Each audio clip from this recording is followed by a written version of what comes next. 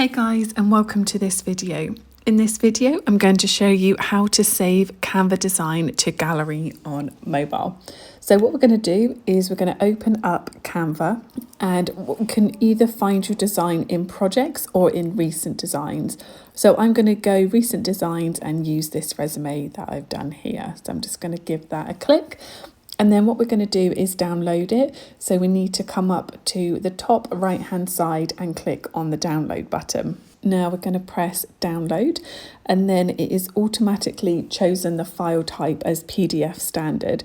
So we actually need to change it to an image type. So that needs to be a JPEG or a PNG. So what I'm going to do is going to press a PNG, and then I'm going to press download. And then whilst that's downloading, you've then got this option to save image. So if you give that a click, and then you can see that it is saved to camera roll.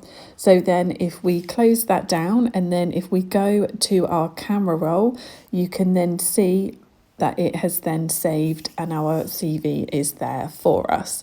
I really hope that you guys found this video useful. If you could leave us a like and a subscribe, that would be amazing.